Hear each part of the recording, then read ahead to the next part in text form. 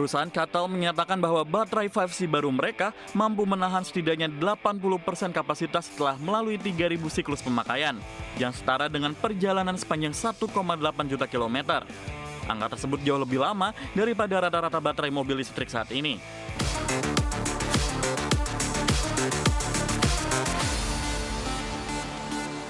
Pemirsa, produsen baterai kendaraan listrik asal China, CATL, mengumumkan teknologi baterai terbaru bertipe 5C yang diklaim mampu menjaga 80% kapasitasnya setelah sampai 1,8 juta kilometer. Ya, usai pemakaian, baterai dapat diisi penuh hanya dalam waktu sekitar 12 menit, yang menjadi terobosan pada sistem pengisian ultra cepat bagi mobil listrik masa depan. Perusahaan Kattel menyatakan bahwa baterai 5C baru mereka mampu menahan setidaknya 80% kapasitas setelah melalui 3.000 siklus pemakaian, yang setara dengan perjalanan sepanjang 1,8 juta kilometer. Angka tersebut jauh lebih lama daripada rata-rata baterai mobil listrik saat ini. Label 5C pada baterai menunjukkan kemampuan pengisian dan pengosongan yang sangat cepat, sehingga baterai dapat diisi penuh dalam waktu kisaran 12 menit. Menjadikan pengisian daya kendaraan listrik mirip seperti pengisian bahan bakar konvensional. Kattel menjelaskan bahwa inovasi teknologi seperti lapisan katode yang lebih padat, aditif elektrolit khusus, dan lapisan responsif suhu membantu mengurangi degradasi selama siklus cepat, mempertahankan stabilitas daya dan keamanan baterai. Pemanfaatan sistem manajemen baterai yang ditingkatkan memungkinkan pengarahan cairan pendingin ke titik panas di dalam paket baterai, memperbaiki konsistensi termal dan memperpanjang umur paket baterai saat digunakan sehari-hari. Meskipun klaim teknologi ini menarik, Kattel belum mengumumkan jadwal produksi massal atau model kendaraan apa yang akan pertama menggunakan baterai 5C ini, meninggalkan pertanyaan tentang kapan kita bisa melihatnya dipasang di mobil listrik. Berbagai sumber IDX Channel.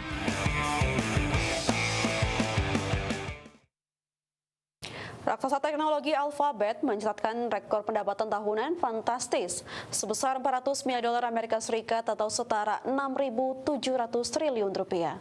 Pencapaian ini memicu ambisi induk Google tersebut untuk menggandakan investasi di sektor AI guna merebut posisi puncak dari OpenAI. Alphabet melaporkan kinerja keuangan yang luar biasa dengan pendapatan kuartal keempat mencapai 113 miliar dolar Amerika Serikat atau tumbuh 18% secara tahunan. Dari sisi profitabilitas, perusahaan membukukan laba sebesar 34,5 miliar dolar Amerika Serikat hanya dalam 1 triwulan. CEO Alphabet Sundar Pichai menegaskan akan terus meningkatkan pengeluaran modal hingga 185 miliar dolar Amerika Serikat pada tahun 2026 demi memperkuat kapasitas komputasi AI yang saat ini tengah mengalami kendala pasokan. Keberhasilan Alphabet juga didorong oleh pertumbuhan pesat layanan AI Gemini yang kini telah menyentuh 750 juta pengguna layanan. Analisis pasar memproyeksikan Google memiliki peluang besar untuk menyalip dominasi OpenAI pada tahun ini. Selain itu, divisi cloud computing Google juga menjadi mesin pertumbuhan baru dengan lonjakan pendapatan sebesar 48% menjadi 17,7 miliar dolar Amerika Serikat, bersaing ketat dengan layanan milik Amazon dan Microsoft. Meskipun ekspansi AI terus digenjot, bisnis pencarian dan periklanan tetap menjadi kontributor pendapatan terbesar dengan raihan 82,3 miliar dolar Amerika Serikat. Hal ini diperkuat oleh performa iklan YouTube yang tumbuh ke angka 11,4 miliar dolar Amerika Serikat serta peningkatan jumlah pelanggan berbayar di berbagai layanan yang kini menembus 325 juta akun. Dengan fundamental keuangan yang sangat kuat, Alphabet optimis dapat terus memimpin transformasi teknologi digital global di masa depan. Berbagai sumber IDX Channel. Penerbit Take-Two Interactive mengumumkan pengembangan game Borderlands 4 untuk konsol Nintendo Switch 2 resmi dihentikan sementara. Keputusan ini memicu perhatian komunitas gamer mengingat seri Borderlands merupakan salah satu waralaba FPS loot shooter paling populer di industri game global. Take-Two Interactive mengonfirmasi bahwa versi Nintendo Switch 2 untuk Borderlands 4 tidak lagi masuk dalam rencana rilis terdekat. Padahal sebelumnya judul ini disebut akan menyusul versi PlayStation, Xbox, dan PC. Langkah ini disebut sebagai penundaan sementara, namun belum ada kepastian kapan pengembangan akan dilanjutkan kembali. Pihak perusahaan menyatakan saat ini sumber daya dan tim pengembangan diprioritaskan untuk menyempurnakan versi utama di platform lain. Selain itu, perhatian juga ditunjukkan pada pengembangan konten tambahan atau pasca rilis untuk menjaga kualitas pengalaman bermain bagi pengguna PlayStation, Xbox, dan PC. Meski pengembangan dihentikan, Take-Two menegaskan komitmen untuk tetap mendukung platform Nintendo Switch 2 melalui judul-judul lain.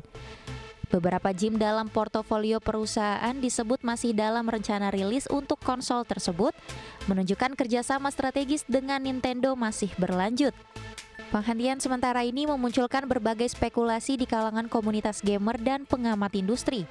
Sejumlah pihak menilai langkah tersebut bisa terkait dengan proses optimasi teknis, mengingat Borderlands 4 merupakan game dengan skala besar, grafis intens, dan sistem kooperatif online yang membutuhkan performa stabil di setiap platform.